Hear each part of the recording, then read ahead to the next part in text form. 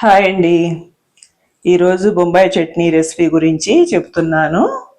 కావలసిన పదార్థాలు: శనగపిండి, బఠానీ, ఉప్పు, పసుపు, కారం, ఉల్లిపాయలు, టమాటా ముక్కలు, పచ్చిమిర్చి, కరివేపాకు, కొత్తిమీర, పోపు గురించి ఎండుమిరపకాయలు, ఆవాలు.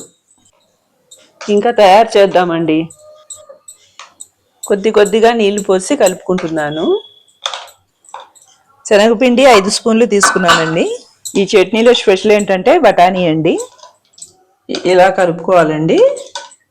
కొద్ది చిక్కగా కాదు, పలచగా కాదు, కాస్త మీడియంగా కలుపుకోండి. ఉండలు కట్టకుండా చూసుకోవాలి. స్టవ్ వెలిగించుకొని గిన్నె పెట్టి 2 స్పూన్ల ఆయిల్ వేసుకోవాలి. నూనె వేసాను, కరివేపాకు వేసుకుంటాను,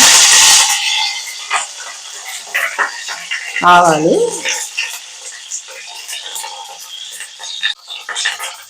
ఎండుమిరపకాయ,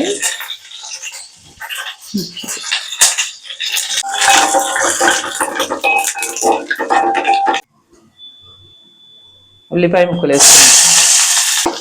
మీడియం సైజు ఉల్లిపాయ ఒకటి తీసుకున్నాను. కొద్దిగా పసుపు వేస్తున్నాను.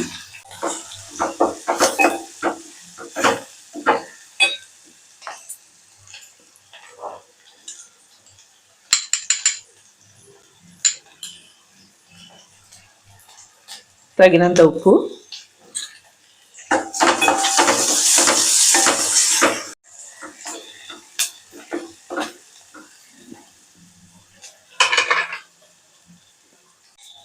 ఒక పచ్చిమిర్చి వేస్తున్నానండి.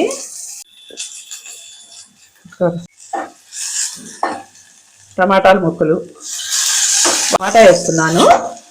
ఎక్కువ వేసినా పుల్లగా వచ్చేస్తుంది. ఒక్క టమాటా చాలు.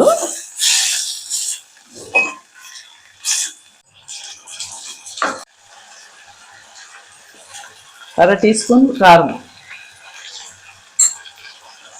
కలుపుకోవాలండి.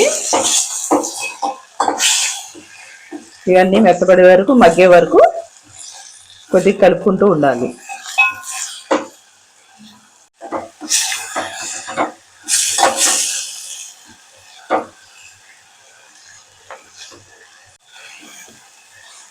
ఈ విధంగా మగ్గాలండి.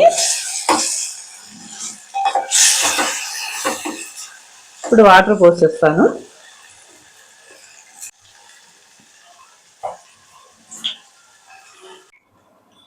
ఒక గ్లాసు నీళ్ళు పడతాయండి.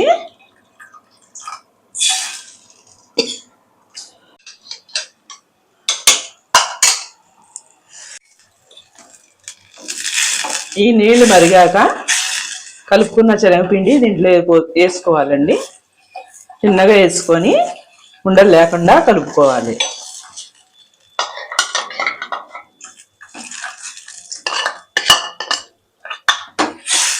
ఇలా వేసుకొని కలుపుకోవాలి.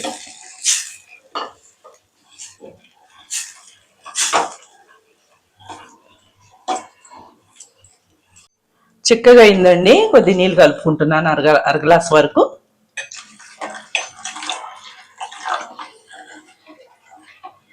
సరిపోతుంది. మీడియం ఫ్లేమ్లో పెట్టి ఇలా కలుపుకుంటూ ఉండాలి. ఇలాగ వస్తుందండి.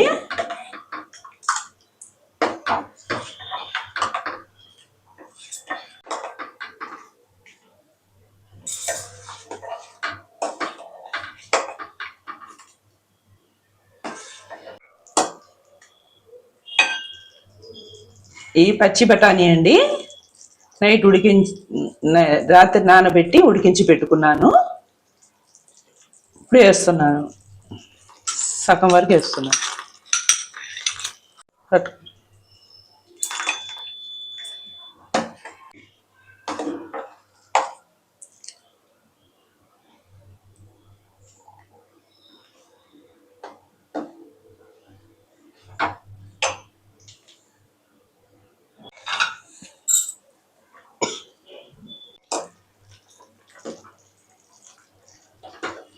ఇలా ఉడుకుతూ ఉంటుందండి. ఇలా కొత్త కొత్తమైనట్టు ఇలా వస్తూ ఉంటుంది. ఇలా వచ్చినప్పుడు ఇలా వస్తూ వండుకుంటూ ఉండాలి.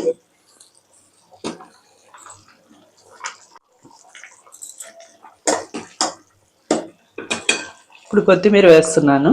కొత్తిమీర చాలా బాగుంటుందండి దీంట్లో.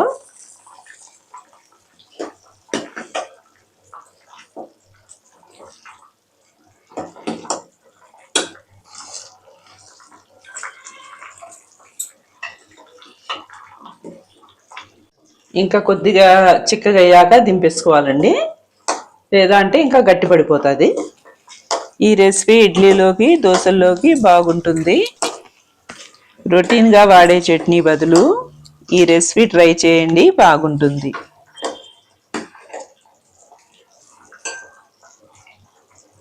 ఇలా ఉంటుందండి.